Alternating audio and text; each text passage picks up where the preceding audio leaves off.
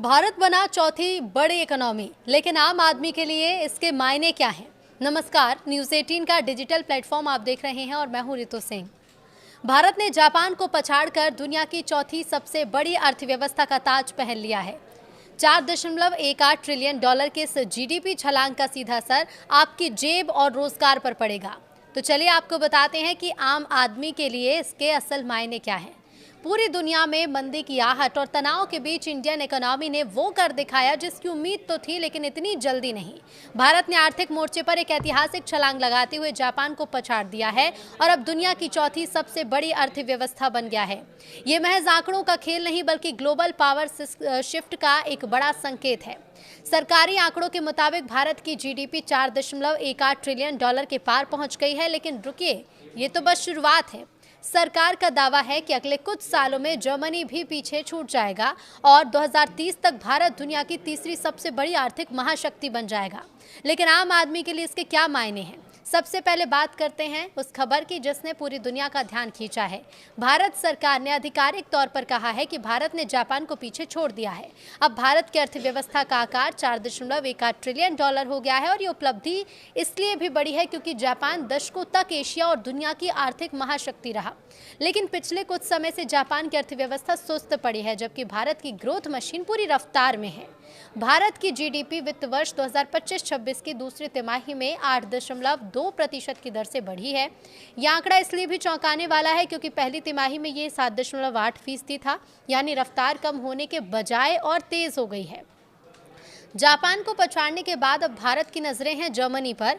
अभी दुनिया की नंबर 1 अर्थव्यवस्था अमेरिका है, दूसरे नंबर पर चीन और तीसरे नंबर पर जर्मनी है।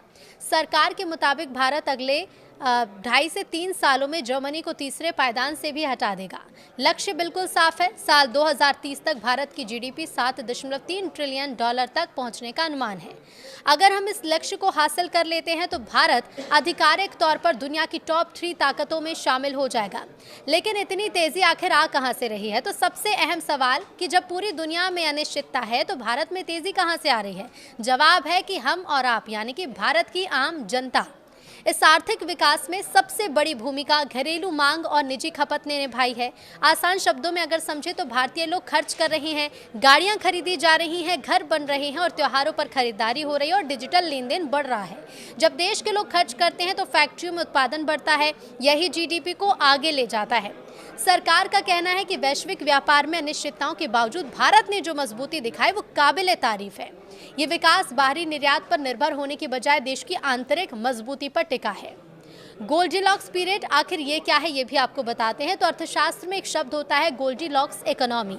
ये वो स्थिति होती है जो किसी भी देश के लिए सपनों जैसी है, न ज्यादा गर्म न ज्यादा ठंडी, यानी कि विकास दर ऊंची हो और महंगाई कम हो। सरकार ने भारत के मौजूदा दौर को एक दुर्लभ गोल्डीलॉक्स पीरियड कहा है। इसका मतलब है कि देश तेज गति से बढ़ रहा है लेकिन महंगाई बेकाबू नहीं है। इसके अलावा कंपनियों की बैलेंस शीट मजबूत है और बैंक से कर्ज आसानी से मिल रहा है। ये सब मिलकर भारत को लंबी दौड़ के लिए तैयार कर रहे हैं। ये सिर्फ भारत का दावा नहीं, बल्कि दुनिया की बड़ी बड़ी रेटिंग एजेंसियां और बैंक भी यही मान रहे हैं। मूडीज का कहना है कि भारत G20 देशों में सबसे तेजी से बढ़ने वाली अर्थव्यवस्था बना रहेगा। अनुमान के मुताबिक 2026 में भारत की विकास दर 6.4% और 2027 में 6.5% होगी। वर्ल्ड बैंक ने भी 2026 में भारत के लिए 6.5% की विकास दर का अनुमान लगाया है। आंकड़े ये बताते हैं कि दुनिया का भरोसा भारतीय अर्थव्यवस्था पर कितना गहरा है। आम आदमी के लिए इसके क्या मायने हैं? जापान को पछाड़ना और जर्मनी को चुनौती देना सुनने में तो बहुत अच्छा लगता है, लेकिन आम आदमी के लिए इसका मतलब है ज्यादा अवसर।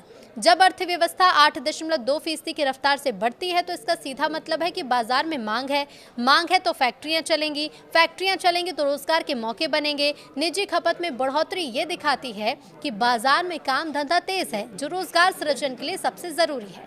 अब इसका आम आदमी के लिए मतलब ये है कि बैंक मजबूत स्थिति में है और घर, गाड़ी या बिजनेस के लिए लोन लेना आसान और सुरक्षित होगा। जब कंपनियां कर्ज नहीं दबाती तो बैंक के पास आम जनता को देने के लिए ज्यादा पैसा होता है। बड़ी अर्थव्यवस्था बनने का लक्ष्य प्रति व्यक्ति आय बढ़ाना भी है। सरकार का विजन 2047 तक भारत को उच्च मध्यम आय वाला देश बनाना है। इसका मतलब है कि आम आदमी की कमाई बढ़ेगी, उनकी परचेजिंग कैपेसिटी बेहतर होगी और वो बेहतर सुविधाएं वहन कर सकेंगे। 4.18 ट्रिलियन डॉलर की अर्थव्यवस्था होने का मतलब है कि सरकार के पास टैक्स के रूप में ज्यादा पैसा आ रहा है। इसका मतलब और इसका इस्तेमाल बेहतर सड़कों, अस्पतालों, स्कूलों, डिजिटल सुविधाओं के रूप में मिलता है। भारत फिलहाल दुनिया की सबसे तेजी से बढ़ती प्रमुख अर्थव्यवस्था और ये तेजी केवल शेयर बाजार या सरकारी फाइल तक सीमित नहीं है, बल्कि ये भी बता रही है कि भारत का वक्त अब आ गया है। 2030 का लक्ष्य दूर नहीं और जिस रफ्तार से भारतीय इंजन दौड़ रहा है, जर्मनी का पीछे छूटना अब केवल समय की बात लगती है। विजन 2047 क्या है, ये सवाल भी आपके मन में आया होगा। तो देखिए, विजन 2047 विकसित भारत का सपना है। ये सारी मेहनत और ये सारी रफ्तार सिर्फ 2030 तक ही सीमित नहीं, बल्कि लक्ष्य और बड़ा है। भारत 2047 में अपनी आज़ादी के 100 साल पूरे करेगा। उस समय तक भारत को एक हायर मिडिल इनकम वाला देश बनाने का सपना देखा गया है। इसके लिए देश आर्थिक विकास, स्ट्रक्चरल रिफॉर्म और सामाजिक प्रगति की मजबूत नींव पर काम कर रहा है। जिस तरह से पिछले कुछ सालों में डिजिटल इंफ्रास्ट्रक्चर, मैन्युफैक्चरिंग और इंफ्रास्ट्रक्चर पर काम हुआ, वो इसी विजन का एक हिस्सा है।